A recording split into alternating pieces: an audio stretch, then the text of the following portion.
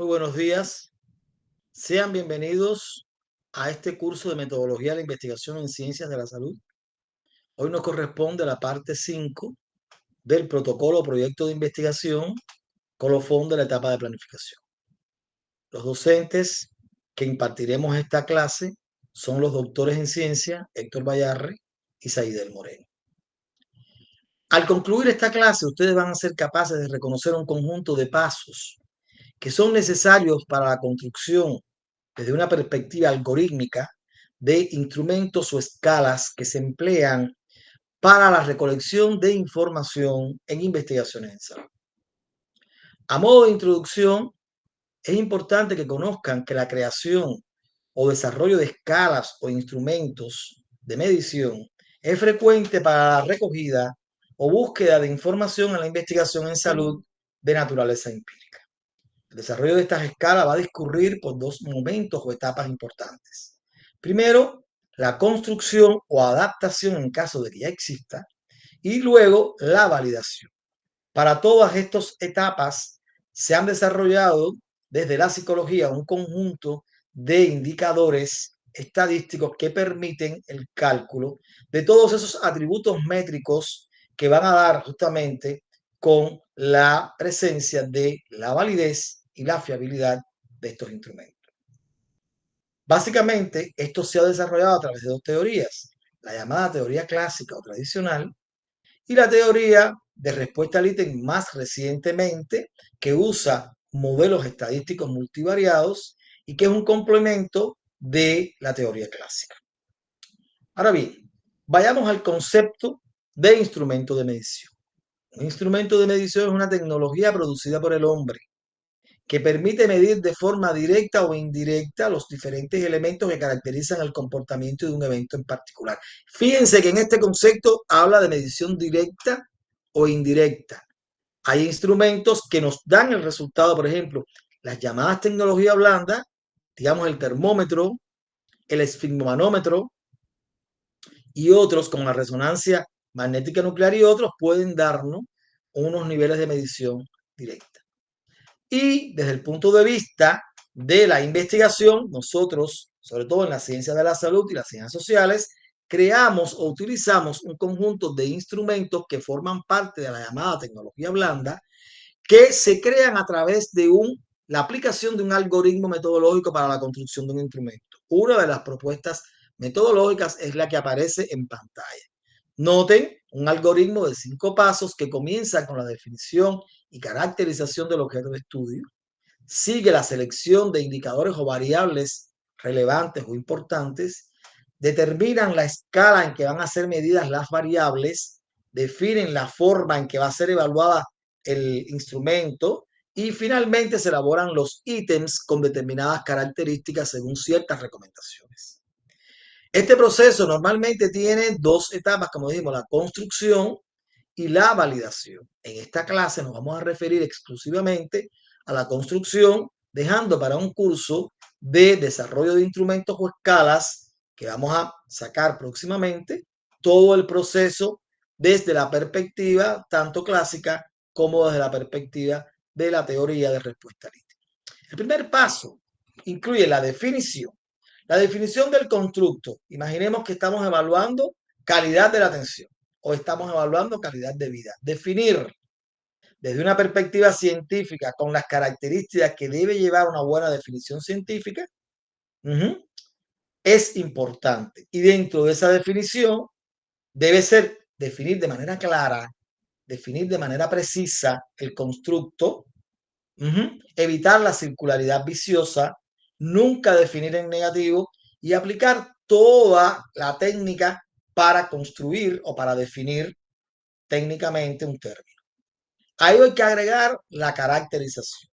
Esa caracterización pasa justamente por conocer la historia de ese constructo a través de su desarrollo en el tiempo y justamente qué antecedentes puede que tenga este instrumento. A lo mejor existen, cuando yo busco en la literatura una revisión, en ese afán de buscar si existen otros antecedentes, otros instrumentos que midan el constructo, ver si lo que existe me sirve totalmente O me sirve parcialmente o no me sirve y tengo que desecharlo y entonces tengo que crear un nuevo instrumento.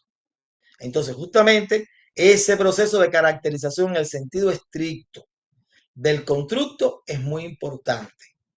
Pasemos entonces en la próxima diapositiva a ver el segundo paso, que consiste en la selección de las variables o indicadores. ¿Qué variables o indicadores? Aquellas que aportan información relevante o importante para el problema y que además son factibles de medir. ¿Qué propiedades debe tener este tipo de variables? Deben ser representativas. Es decir, cuando yo hable de estas variables, estoy representando el constructo que estoy midiendo. Deben llevar o deben medir la información relevante del constructo. Deben discriminar, por ejemplo, si yo sé que estoy evaluando calidad de la atención y por exámenes anteriores que he hecho en diferentes lugares, en un lugar funciona mejor que el otro, obviamente ese poder discriminatorio debe verse cuando yo construyo la escala. Es decir, debe dar mejor resultado en aquellos lugares donde las auditorías han dicho que está mejor la calidad y debe dar un peor resultado en aquellos lugares donde la auditoría ha dicho que tiene una peor calidad. Y por último, la factibilidad, que es un elemento que está relacionado con diferentes elementos. Ser factible en tiempo, ser factible en recursos materiales, humanos y financieros. ¿Quién es el responsable de la selección de estos indicadores importantes? Todo el equipo de investigación bajo la égida o el mando del jefe del equipo de investigación. ¿Y de qué apoyos se vale este equipo para poder seleccionar los indicadores? Obviamente de la revisión bibliográfica actualizada. Una buena revisión bibliográfica nos permite decir cuáles son las variables que vamos a escoger. La selección de expertos, siendo expertos no cualquiera, sino que personas con una alta experticia, con muchos trabajos y estudios sobre el tema. Y también pueden consultarse otras fuentes de información. El tercer paso está relacionado con la determinación de las escalas. En general, las escalas, ustedes conocen de estadística descriptiva, que las escalas pueden ser cualitativas o categóricas y cuantitativas. A su vez, las escalas cualitativas pueden ser nominales u ordinales y las cuantitativas discretas y continuas, siendo las continuas escalas de intervalo y escalas de razón o proporción. Entonces, vamos a ver algunas de estas escalas, por ejemplo, las escalas cualitativas ordinales. Las más usadas en ciencias de la salud pública son justamente la escala Likert y la escala diferencial semántico. Ambas son escalas cualitativas, pero en una se usan calificativos o adjetivos y en otras no se usan calificativos o adjetivos. Por ejemplo, vamos a evaluar a través de una escala Likert de 3 pasos. 3 pasos quiere decir con 3 posibles respuestas. El ítem que sentencia o la afirmación que sentencia o el reactivo que sentencia que la carencia de redes sociales favorece el deterioro cognitivo en los adultos mayores. Ahí te están preguntando el nivel de acuerdo o desacuerdo que usted como persona tiene con respecto a esa afirmación. Ahí se afirma de acuerdo, ni en desacuerdo, que es un ítem neutro, y en desacuerdo. Sin embargo, fíjense que aquí no se emiten juicios de valor, no se usan adjetivos. Sin embargo, cuando hablamos de una escala diferencial semántico, que es una escala que se califica a través de adjetivos, ese mismo ítem que dice la carencia de redes sociales favorece el deterioro cognitivo en los adultos mayores utiliza como posible respuesta correcta, parcialmente correcto e incorrecto. Es decir, usted está calificando lo que está planteando esa afirmación. ¿Se entiende? Bien, sigamos entonces. El cuarto paso sería entonces determinar la forma evaluativa. Una escala o instrumento puede tener una evaluación, puede ser multidimensional o unidimensional. Estos instrumentos a su vez pueden ser escalados a nivel de dimensiones o a nivel global o ambas cuestiones. Es decir, hay instrumentos que tienen escalas globales y escalas por dimensiones. Hay otros que solo tienen escalas por dimensiones y otros que solo tienen escala global. Justamente esas escalas, como dijimos, pueden ser cualitativas, nominales u ordinales, o cuantitativas, discretas y continuas, y en este caso las continuas de intervalos o de razón. Veamos entonces a continuación ejemplos de las escalas cuantitativas para ver cómo se determina esa forma evaluativa. Por ejemplo, una escala cuantitativa puede ser obtenida mediante un rango de valores a partir de una calificación global. O puede ser mediante la calificación de los ítems a través de su dirección y su intensidad o puede ser mediante la evaluación que hacen expertos o jueces, o a través del análisis estadístico mediante técnicas o métodos de análisis de regresión o análisis factorial. O generalmente una combinación de los métodos de expertos o jueces con los métodos estadísticos. Veamos entonces algunos ejemplos. Miren, dentro de la forma cuantitativa, cuando se trata de una escala que está relacionada con la dirección del ítem, por ejemplo, en la evaluación de la calidad de vida, se pide asignar mayor puntaje a los que no tienen hábito de fumar y viceversa, porque se sabe que el hábito de fumar es un elemento negativo para la calidad de vida. Ahí se le otorgaron 4 puntos a los que no fuman, 2 puntos a los que fuman menos de 10 cigarrillos y 0 puntos a los que fuman 10 cigarrillos más. Otro ejemplo es el que aparece a continuación para la forma cualitativa. Ahí la forma cualitativa puede ser construida a la escala bien considerando que todos los ítems valen lo mismo, que es lo que se llama equiponderación de ítems, o considerando que los ítems tienen un valor diferente. Veamos entonces una que está relacionado con la consideración de equiponderación o que los ítems valen lo mismo. Fíjense, resultado, hay una escala ordinal que plantea resultados favorables, resultado medianamente favorable y resultado desfavorable. Para los autores, considerando que estas escalas deben cumplir con los dos requisitos de ser exhaustivas y las clases o categorías, en este caso categorías, ser mutuamente excluyentes, se consideró resultados favorables si todos los ítems son evaluados de favorable. Se consideró medianamente favorable si no más de 2 ítems son evaluados de medianamente favorables y ninguno desfavorable. Y se consideró resultado favorable en caso contrario, es decir, si más de 2 ítems son evaluados de medianamente desfavorable o alguno es evaluado o consignado como desfavorable. Veamos también una escala, una forma cualitativa, pero cuando los ítems no se consideran iguales. En este caso, este ejemplo que aparece con las mismas categorías, favorable, medianamente favorable y desfavorable, observen, se considera favorable si todos los ítems del 1 al 4, o sea, no se incluyen todos los ítems del instrumento. Si todos los ítems del 1 al 4 son evaluados de favorable y no más de 2 de los restantes son evaluados medianamente desfavorable. Medianamente favorable. Por tanto, aquí los ítems del 1 al 4 pesan más que los restantes. Resultado medianamente favorable si más de 2 ítems del 1 al 4, o sea, no todos, sino más de 2 de los que son importantes del 1 al 4, son evaluados de medianamente favorables y no más de 2 de los restantes de desfavorables. Y resultado desfavorable en caso contrario. Es decir, si algún ítem es evaluado desfavorable o si más de 2 ítems del 1 al 4 son evaluados de medianamente desfavorable o más de 2 del 1 al 7 son evaluados de medianamente desfavorable. Seguimos entonces. ¿Cómo ocurre la elaboración de ítems? Primero, ver los tipos de preguntas. Hay preguntas, según el tipo, cerradas, abiertas y mixtas. Y estas preguntas, tanto cerradas, abiertas como mixtas, pueden ser generales, pueden ser de contenido, pueden ser para la comprobación o pueden ser de filtro. Y el otro elemento a la hora de elaborar los ítems es las características que tienen que tener los ítems, afirmaciones o reactivos que forman parte importante del contenido del instrumento.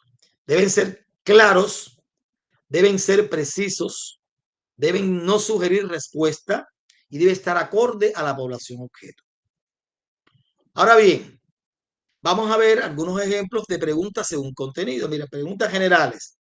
Son aquellas que indagan sobre datos generales como el sexo, la edad, el género, que es otra variable, la escolaridad, que no es exactamente género y sexo lo mismo, el estado civil, entre otras. De contenidos, van a indagar sobre temas específicos, ejemplo, la actitud del sujeto sobre el hábito de fumar.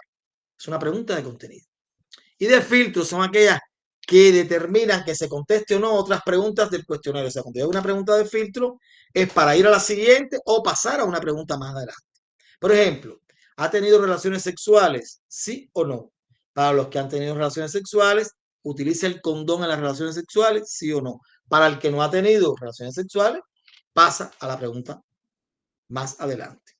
Y las de comprobación son preguntas cuando hay dudas, cuando se tiende a que el efecto de la memoria voluntaria o involuntaria, es decir, cuando se tiende a mentir voluntariamente o involuntariamente se olvida, porque hay un sesgo de memoria, se hacen preguntas de comprobación, como por ejemplo cuando se está indagando una variable como es la edad, que mucha gente puede tener ciertos elementos con la edad, ciertas consideraciones con la edad y pueden mentirnos. Ahí podemos evaluar por un lado la edad y por otro lado, digamos, la cédula de la persona, es decir, la identificación personal que muchas veces trae la edad. Entonces, en ese sentido, hay que hacer una comprobación. Según el tipo de pregunta, por su forma, dijimos, pueden ser cerradas, que son aquellas que definen las categorías de respuesta y pueden ser de selección tanto única como múltiple. Ejemplo de selección única, ¿qué opinan sobre el hábito de fumar en la embarazada? Y ahí hay 4 posibles respuestas. Perjudica a la madre, perjudica al feto, perjudica a ambos, no perjudica a ninguno. Pero solamente puede estar una respuesta. La otra es de selección múltiple. ¿Qué tipo de literatura lee habitualmente? Científica, ficción, poesía, histórica, otra. Ahí se pueden marcar más de una respuesta porque la persona puede leer más de un tipo de literatura. Ahora bien, con respecto a la forma, pueden ser abiertas, como esta que aparece ahí al principio, donde el sujeto va a emitir libremente sus juicios o sus respuestas. Por ejemplo, ¿qué opina del hábito de fumar en la embarazada? Y ahí usted desarrolla, es una pregunta cuya respuesta es a desarrollar. La mixta es aquella que define la categoría de respuesta, pero que permite que el sujeto emita libremente su criterio. Por ejemplo, ¿qué opina sobre la atención recibida? Ahí hay 4 posibles respuestas. Usted marca una de ellas y además te dice, justifique su valoración. Eso es una pregunta mixta. Ahora bien, vamos a hacer una serie de recomendaciones con respecto a las preguntas. Primero, deben ser claras y precisas. Deben ser preguntas de no tratarse de un test psicométrico para ser resueltas por un sujeto de 12 años de edad mental. Importante. Si no estoy haciendo un test psicométrico, las preguntas debo realizarlas de una manera que pueda ser contestada por un niño de 12 años de edad mental. Deben ser claras y precisas. Cuando haga la pregunta, ojo con las preguntas que puedan incomodar a los sujetos. Incluso ahí por lo general es importante hacer algún tipo de pregunta que permita en cierta medida comprobar que la respuesta es adecuada. Deben referirse a un solo elemento y uno puede evaluar 2 elementos en una sola pregunta. Es decir, yo no puedo preguntar si ha tenido fiebre y falta de aire. Yo tengo que preguntar una pregunta sobre la fiebre y otra sobre la falta de aire. No debo inducir la respuesta. Yo no debo dirigir la respuesta con preguntas como la que aparece en pantalla. ¿Qué opinas sobre el perjudicial hábito de fumar si yo estoy sentenciando que es un hábito perjudicial? ¿Cuál va a ser la opinión que va a darme el sujeto? Lo más probable es que sea que es perjudicial. Por otra parte, una vez que tengo confeccionado el instrumento, una regla sana es entonces aleatoriamente variar el orden de las preguntas con alternativas de respuesta. Y como les dije al principio, adaptar el lenguaje según el sujeto. Recuerden que como promedio, si no es un test psicométrico, hago preguntas que pueden ser contestadas por un sujeto de 12 años de edad mental. Como tarea, lo siguiente, del tema de su investigación, diga los instrumentos que aplicará para la recogida de la información y si están o no validados. Recuerde que antes de aplicar estos instrumentos, deben validarse para ver los niveles de fiabilidad y de validez que ellos tienen. Pero no será objeto de esta clase por su extensión, sí de un curso específico sobre el desarrollo de instrumentos o escalas de medición. Le damos las gracias por su participación. Los invitamos a que se suscriban al canal, que descarguen las conferencias, que hagan un análisis de ellas sobre todo un análisis crítico que nos permita a nosotros recoger las dudas, aclarar las dudas, quizás en un podcast o en otro tipo de actividad y además poder retroalimentarnos para mejorar la calidad de estas clases. Muchísimas gracias.